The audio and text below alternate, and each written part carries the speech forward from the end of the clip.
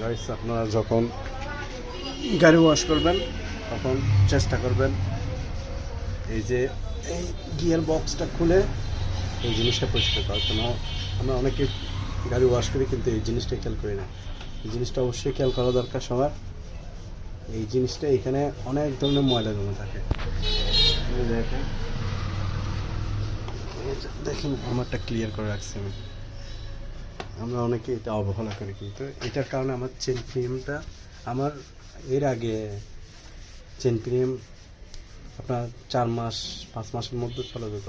তা আজকে আমি এটা ইউজ করতেছি 1 বছরের উপর।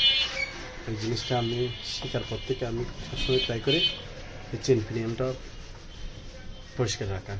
এটা পরিষ্কার রাখার কারণে আমি যতবারই গাড়ি ওয়াশ করি এটা খোলাই এই জিনিসটা পরিষ্কার রাখি। এই জিনিসটা পরিষ্কার রাখলে আমার চেন প্রিমিয়ামটা ভালো থাকে, পাশাপাশি চেনও ভালো থাকে।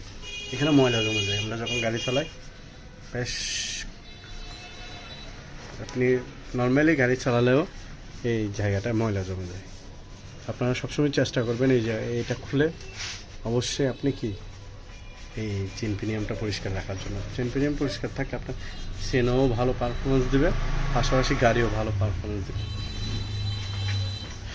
গাড়িটা আমি 10 দিনে ওয়াশ করেছিলাম, কাপ্তায় টুরেছিলাম। কাপ্তায় টুরের কারণে ময়লা হয়ে গেছিলো, আবার ওয়াশ করেছি। গাড়ি কখনো ময়লা অবস্থায় ফেলে রাখবেন না, চেষ্টা করবেন হয় মুছে ফেলতে, না হয় যদি সম্ভব হয় ওয়াশ করা ফেলার জন্য।